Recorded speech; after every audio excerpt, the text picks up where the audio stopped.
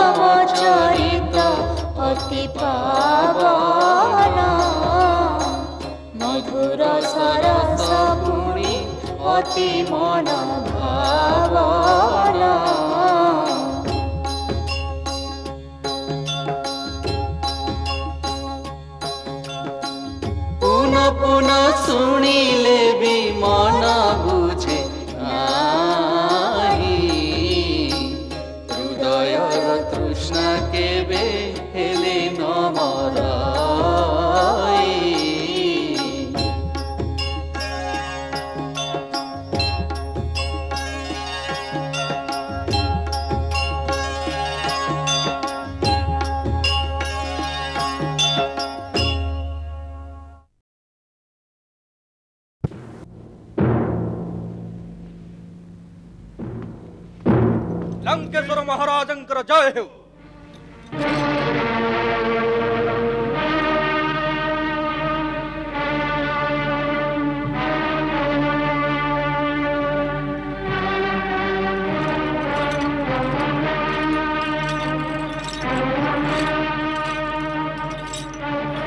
महाराज आपणक आज्ञा अनुसार आपणक अपराधी को बांधी आनिछि।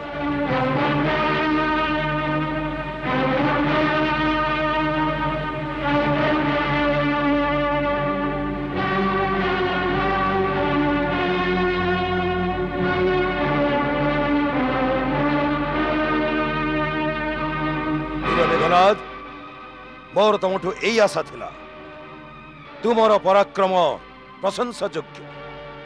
ये सब आपणक शक्तिर प्रताप महाराज। वत्स मु तुम उपरे प्रीत, आसन ग्रहण कर।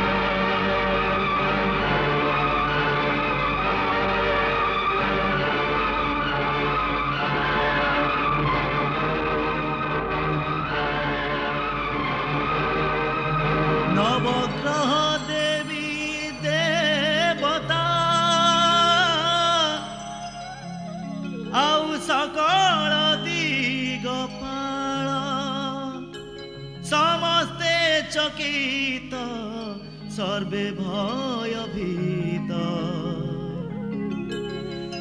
देखी हनुमान वीर, देखी हनुमान वीर।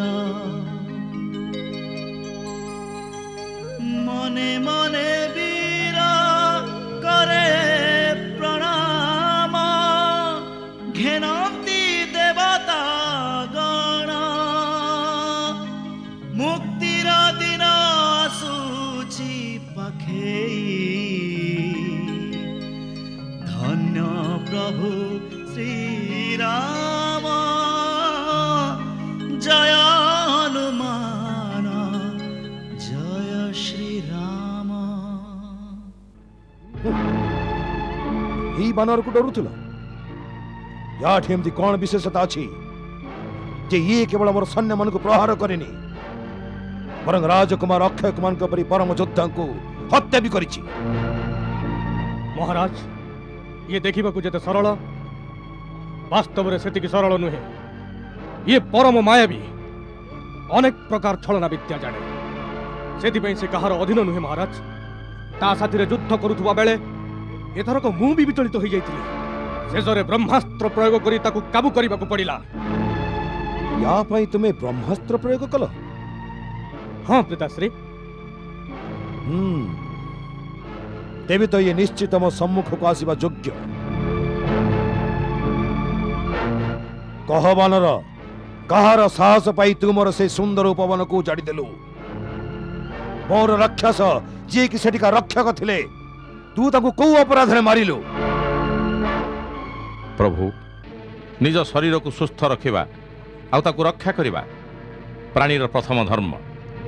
सेही धर्म अनुसार जेतेबेले शरीर अत्यंत भोकिला थिबो आ सामना रे खाद्य पदार्थ थिबो तेबे ताकू खाई दबारे धर्म आ न्याय दृष्टि आदौ दोषावह नुहे।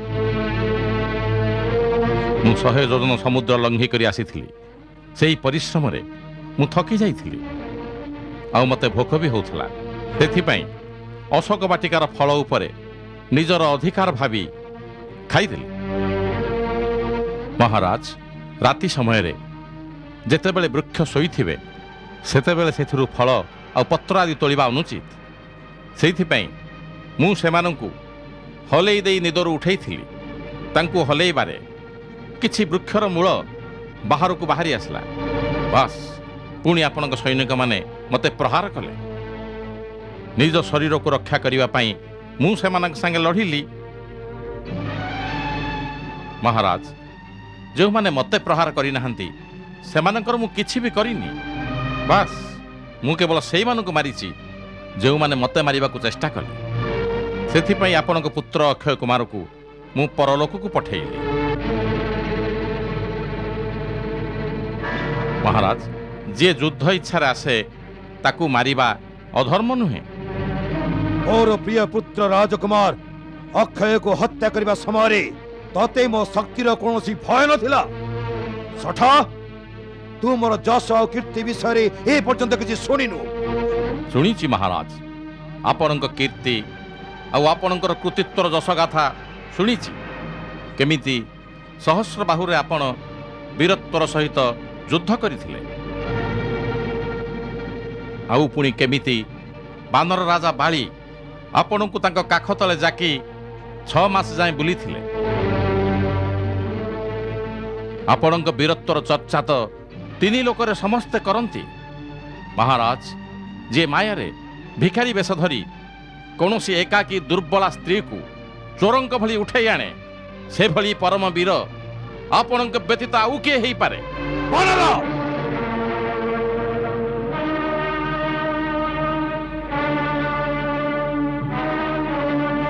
ओ दरबार रे एमती धृष्टता पूर्वक कथा कहबार साहस केही भी करि नांती। सेनापति, आज्ञा महाराज। तार जीव छेदन कर जाऊ।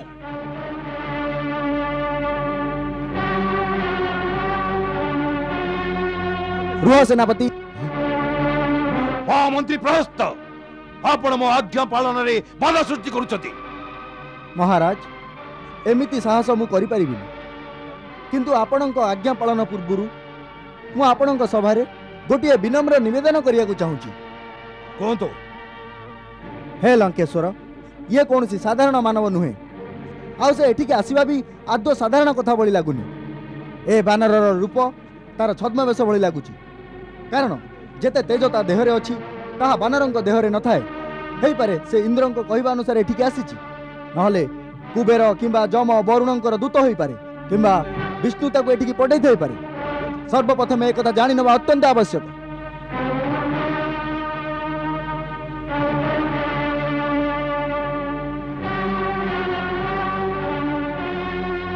महाराज, मंत्री वर प्रहस्तंकर कहिबा ठीक। एक कथा जानिबा निहाती दरकार जे किए ताकू एठिकी पठैछि, आउ या पछरे केउ शत्रु किंबा देवगणकर कोन षडयंत्र रहिछि। ए संपूर्ण खबर जहा कि या द्वारा प्राप्त होई परिबो। यार जीवा छेदन कले से सुजोग मिलिबनी। सेनापति, सर्वप्रथम याडू खबर नियंतु। आउ जदि ये सीधा सीधा न कहे तेबे ताकू एमिति निर्यातना दबो जेमिति से सब कहबा को बाध्य हबो। मो आपणक विवेक को प्रशंसा करुछि। सेनापति, महामंत्री प्रहस्तंक आज्ञा पालन करो। एते बड़ कार्यक्रमर आवश्यकता नहीं महाराज। एते टिके कथा तो मु निजे कहीदेवी। मु वायुदेवतांक औरसपुत्र हनुमान। मते ना भगवान विष्णु पठेइचंती ना इंद्रादि देवता माने। मु तीनी लोकर स्वामी अमित पराक्रमी रघुकुल शिरोमणि प्रभु श्रीरामंक दूत।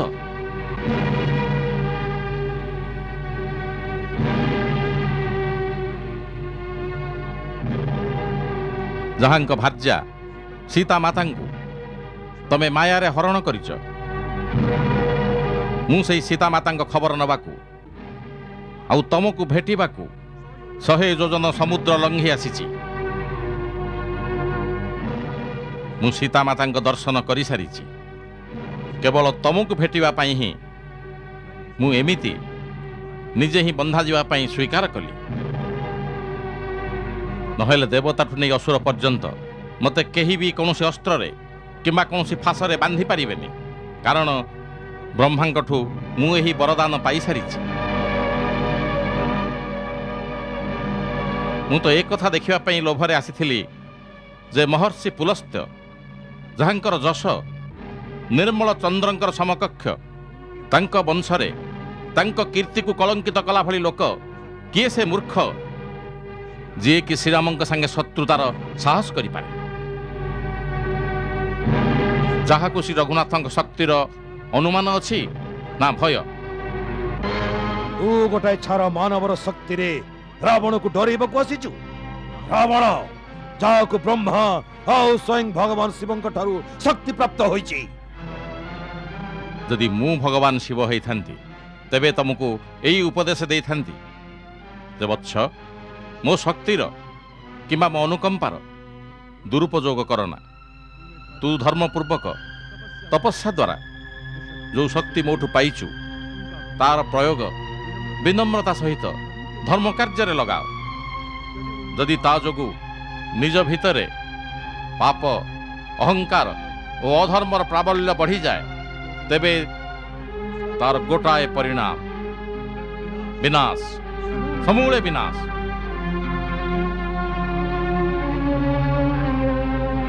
तेणु विनाशर मार्ग छाड़ी श्रीरामंक शरण को चली आस।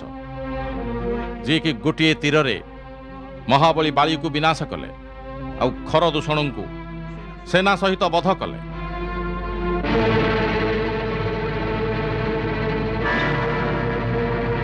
तांकु चिन्हि रख से सारा जगतर स्वामी। तीनी लोकरे तांको सहित लड़ाई करिवा पई केही भी नहीं। समस्त देवता ब्रह्मा स्वयं मु भी तांको सम्मुखरे सर्वदा नतमस्तक होई थाउ।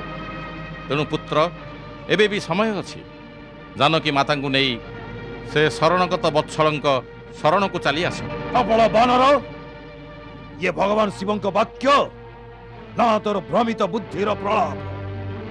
वाह एबे बानर भली अधम प्राणी भी रावण को गुरुंक भली शिक्षा देवे। उत्तम शिक्षा केउठु भी मिलू ग्रहण करबा उचित। राजन तमर रूप आउ धैर्य अद्भुत, तमर साहस अवर्णनीय आउ कांति अनन्य। तमठी गोटे उत्तम राजार समस्त लक्षण विद्यमान। केवल मनोवृत्ति बदलाई देले तमे से स्थान प्राप्त होई परिबो जोंठी देवता तुमको पूजा करिबे। मने रख धर्म विरुद्ध कार्य सर्वदा अनर्थ ही उत्पन्न होई थाए। पाप निजे कर्ता को मूलोत्पाटन न करी छाड़े नहीं। तेणु आपणक परी बुद्धिमान को अन्यर स्त्री को स्वगृह रे बंदी करी रखिबा भली निंदित कार्य शोभा पाउ नहीं। एई गोटाए पाप तमर समस्त शक्ति और स्वर्णर महल समेत ए लंका को ध्वंस करदब। एभली समृद्ध देश रे केवल चित्कार छड़ा आउ किछि रहिबनी। मृत आत्मा मानकर तृषा मेंटाइबा को केही नथिबे। बस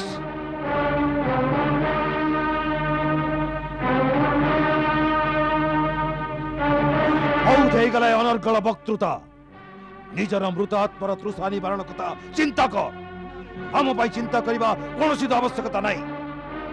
ବ୍ରହ୍ମଙ୍କର ଆଶୀର୍ବାଦରେ ଦେବ ଦାନବ ଗନ୍ଧର୍ବ ଯକ୍ଷ କିନ୍ନର ନାଗ ଅସୁର ଏମିତିକି କୌଣସି ଜନ୍ମିତ ପ୍ରାଣୀ ମତେ ମାରିପାରିବନି। ସେ ବରଦାନରେ ତମକୁ ନର ଓ ବାନର ପ୍ରତି ନିର୍ଭୟ କରାଯାଇ ନଥିଲା।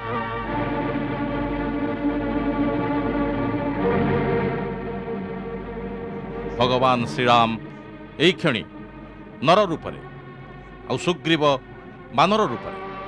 ରାଜନ, ମୁଁ ପୁଣି ହାତ ଯୋଡ଼ି କହୁଛି, ଶ୍ରୀରାମଙ୍କ ବିରୁଦ୍ଧରେ ବିଦ୍ରୋହ କଲା ଲୋକକୁ ସ୍ୱୟଂ ଶଙ୍କର, ବିଷ୍ଣୁ, ବ୍ରହ୍ମା ବି ରକ୍ଷା କରିପାରିବେନି।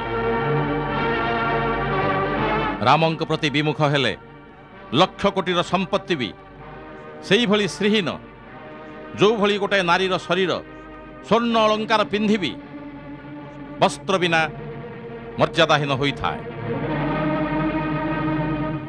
ମହାରାଜ ରାବଣ, ମୁଁ ତୁମକୁ ଅନ୍ତିମ ଚେତାବନୀ ଦେଉଛି, ଯାହାକୁ ତମେ ସୀତା ଭାବୁଛ ସେ ବିଷଯୁକ୍ତ ଖାଦ୍ୟ ତମ ମୃତ୍ୟୁର ସନ୍ଦେଶ।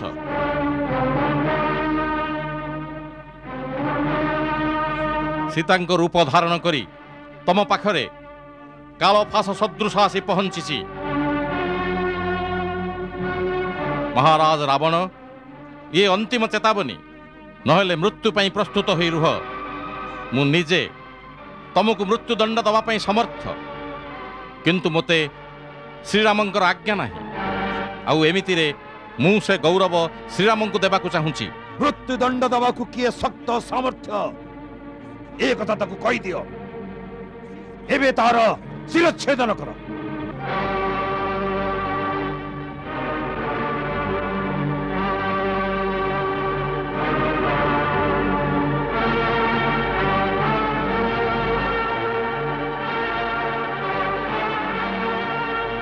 ରୁହ।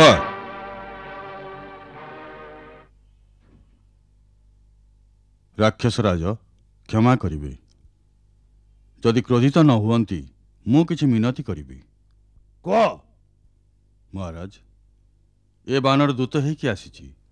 ଏ ବାନରକୁ ହତ୍ୟା କରିବା ଧର୍ମ ବିରୁଦ୍ଧ ଅଟେ, ଆଉ ଲୋକାଚାର ଦୃଷ୍ଟିରୁ ବି ନିନ୍ଦନୀୟ ଅଟେ।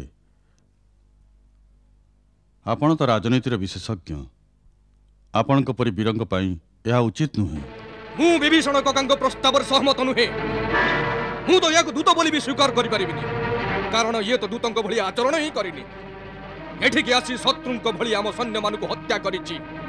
ଇଏ ଜଣେ ଗୁପ୍ତଚରଙ୍କ ଭଳି ଆଚରଣ କରିଛି। ହାତକୁ ଆସିଥିବା ଶତ୍ରୁ କିମ୍ବା ତାର ଗୁପ୍ତଚରକୁ ଛାଡ଼ିଦେବା ବୁଦ୍ଧିମାନୀ ନୁହଁ ମହାରାଜ। ପରେ ପଶ୍ଚାତାପ କରିବାକୁ ପଡ଼ିପାରେ। ମୁଁ ତାକୁ ମୃତ୍ୟୁଦଣ୍ଡ ଦେବାକୁ ଅନୁମୋଦନ କରୁଛି। ଇନ୍ଦ୍ରଜିତର ଯୁକ୍ତି ସତ୍ୟ ଅଟେ। ପାପୀମାନଙ୍କୁ ବଧ କରିବାରେ ଆଦୌ ପାପ ଲାଗେନି। ଏ ବାନର ରାଜବାଟିକାକୁ ଧ୍ୱଂସ କରିଛି, ରାଜକୁମାର ଅକ୍ଷୟ ଆଉ ମହାବଳୀ ଜମ୍ବୁବାଳୀକୁ ହତ୍ୟା କରିଛି। ତାର ହତ୍ୟା ନ୍ୟାୟୋଚିତ। ଲଙ୍କେଶ୍ୱର, ପୂର୍ବପୁରୁଷ କହିଛନ୍ତି ଯେ ଦୂତ କୋଉଠି ବି କୌଣସି ସମୟରେ କୌଣସି ପରିସ୍ଥିତିରେ ହତ୍ୟାର ଯୋଗ୍ୟ ନୁହଁ। ଏଥିରେ ସନ୍ଦେହ ନାହିଁ ଯେ ସେ ସମସ୍ତ କାର୍ଯ୍ୟ ଶତ୍ରୁ ଭଳି କରୁଛି। ତଥାପି ଦୂତର ବଧ କରିବା ଉଚିତ କାର୍ଯ୍ୟ ହେବନି। ଏ ବାନରକୁ ମାରିବାରେ କୌଣସି ଲାଭ ହେବନି। ଯିଏ ଏହାକୁ ପଠାଇଛନ୍ତି ତାଙ୍କୁ ପ୍ରାଣଦଣ୍ଡ ଦେବା ଦରକାର। ନୀତି ଆଉ ଧର୍ମରେ ବିଶାରଦ ମୋ ମନ୍ତ୍ରୀମାନଙ୍କର ମତ କ'ଣ? ମହାରାଜ, ମୋତେ କ୍ଷମା କରନ୍ତୁ, କିନ୍ତୁ ମୁଁ କୌଣସି ଦୂତ ପାଇଁ ମୃତ୍ୟୁଦଣ୍ଡ କଥା କେବେ ଶୁଣିନି। ଯଦି ଦୂତ ମର୍ଯ୍ୟାଦାର ଉଲ୍ଲଂଘନ କରିଥାଏ ତେବେ ତା ପାଇଁ ଅଲଗା ପ୍ରକାରର ବହୁତ ଦଣ୍ଡ ଦର୍ଶାଯାଇଛି, ଯେମିତି ଅଙ୍ଗ ଛେଦନ କରିବା, ତାକୁ ଲଣ୍ଡିତ ମସ୍ତକ କରିବା କିମ୍ବା ତା ଶରୀରରେ କିଛି ଦାଗ ଦେବା। ମହାରାଜ, ଦୂତ ସର୍ବଦା ନିଜ ସ୍ୱାମୀର ଅଧୀନରେ ଥାଏ, ତେଣୁ ସେ ସର୍ବଦା ନିଜ ସ୍ୱାମୀର ହିତ କଥା ହିଁ କହିଥାଏ। ସେଥିପାଇଁ ସେ ଶତ୍ରୁ ଭଳି ବ୍ୟବହାର କରେ, ତଥାପି ସେ ହତ୍ୟାର ଯୋଗ୍ୟ ହୋଇନଥାଏ। ମୋ ମତରେ ତାକୁ କୌଣସି ଅଲଗା ଦଣ୍ଡ ଦିଆଯିବା ଦରକାର।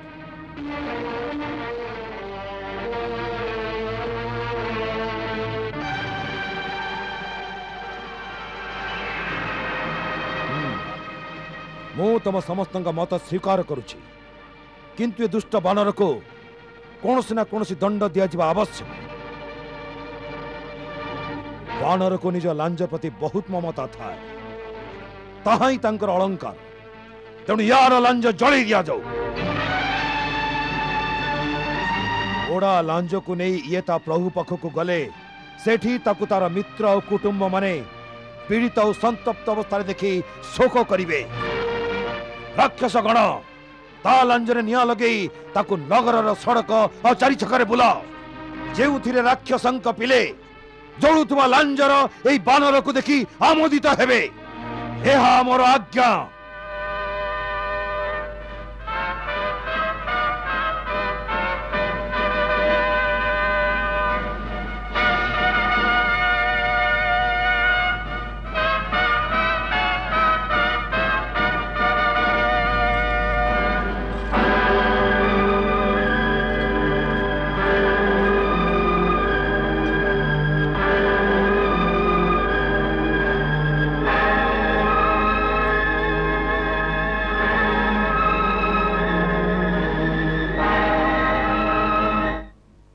शुणिली महाराजा काले ताको मृत्युदंड देई थांते किंतु मंत्री मानक कहिबारु जे दूतर हत्या नीति विरुद्ध से आज्ञा देले जे तार लांज जळे कि अंग छेदन करि दियो।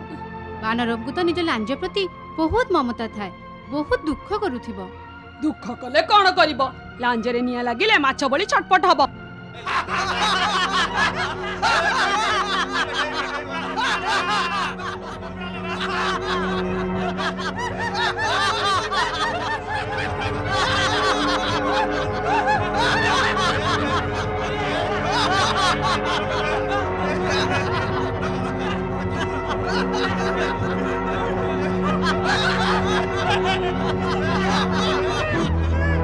मंगल भवन मंगल हारी दशरथ नंदन गोलक बिहारी